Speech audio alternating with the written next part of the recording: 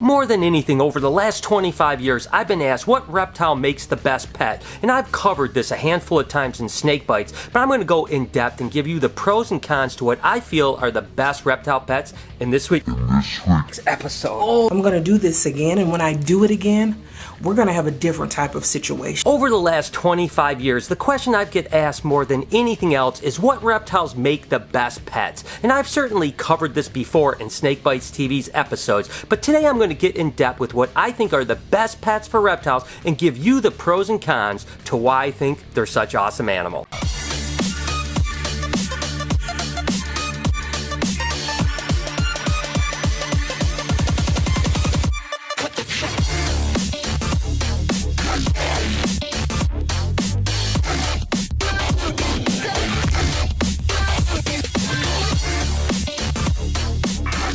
Let's start with the corn snake. When it comes to snakes, corns are probably one of the best pets, no doubt. These guys are native to the southeast part of the United States. They typically get about 4 to 5 foot, and they're just really placid animals. One of the things that's really great is that they're so captive bred, and there's so many paint jobs to them that you can find almost anything to meet your needs, as well as the fact that they're relatively good at handling, and they certainly eat frozen food extremely well. Let's go ahead and look at the pros and the cons. Feeds readily on frozen thawed rodents. Stays a nice size.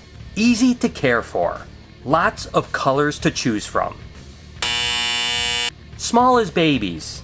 Slightly squirmy as babies. Certainly over the last 2 decades, the ball python has probably been one of the most popular pet snakes in the pet trade. Now these guys are native to West Africa, and typically the 3 countries they come out of are Togo, Ghana, and Benin. What happens there is they collect wild-caught gravid females, they bring them into a facility, they let them lay their eggs, and they captive hatch them. Now in the past, there's been up to 100,000 babies that have been exported out of West Africa into the pet trade, both in Europe and in the United States. Now fortunately, over the last 10 to 12 years, there's been a tremendous amount of captive breeding within the European community and the American community, really relieving the stress on those farms over in West Africa. Now they're supposed to release the females back into the wild, basically making a sustainable farming situation. But thankfully, the numbers have reduced down to probably sub 20,000 coming out of West Africa because of the amount of captive breeding that have happened over in Europe and in America.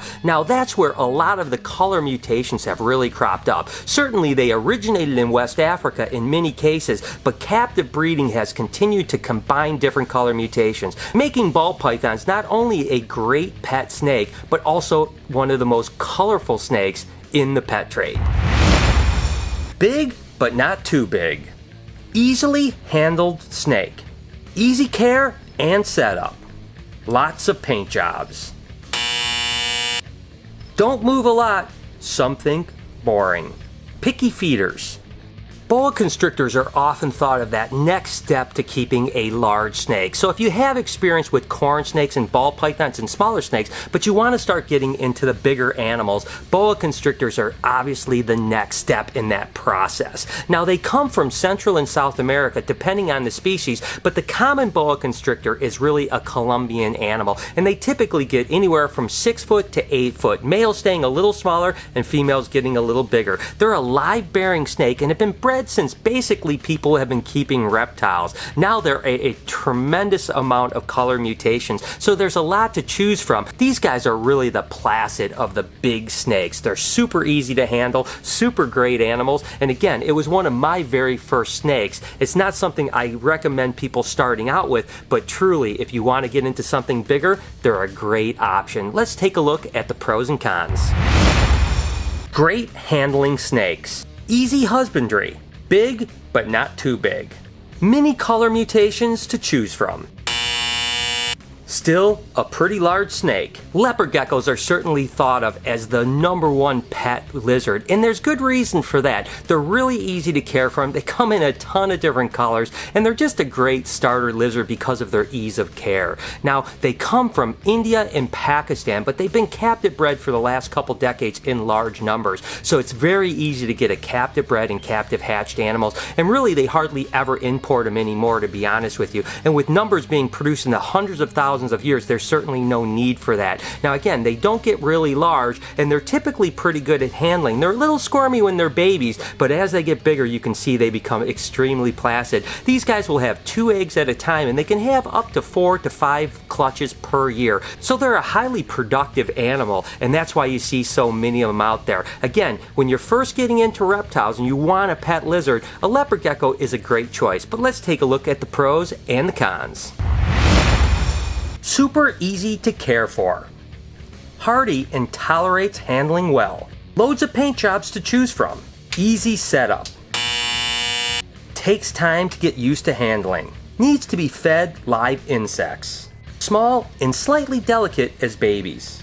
The bearded dragon would certainly be the other pet lizard that most people say you should start with. The thing that's nice about bearded dragons as opposed to leopard geckos is that they're extremely great handling animals. Leopard geckos can become good handling animals, but it does take some work. Whereas bearded dragons are just kind of naturally tame and just really great animals. I mean, this guy, little Fetty Wap here, is one of my pets, and he is just absolutely amazing. You can literally set him on your shoulder or set him on your head and walk around with him, and he'll just sit there and hang out with you. Now, what's nice about them too is that they don't eat just live crickets. Now, you can feed them roaches and crickets and even superworms, but they'll also eat vegetation. They're omnivores, and as they get older, they move more towards vegetables and less away from live food. So bearded dragons are really a great option if you want a really great handling animal that wants to just hang out with you all day. Now, there are some downsides to it. The fact that you have to keep them a lot warmer, so the setup is a little bit more costly than, say, a leopard gecko, and they do take a little bit more work when it comes to cleaning and so on like that, but these are absolutely a great pet lizard, and if you want something that's just going to be totally chill, bearded dragons are your best option. Great handling pets. Readily feed on bugs and veggies. Gets big, but not too large. Easy setup. They feed a lot. Need to be cleaned frequently.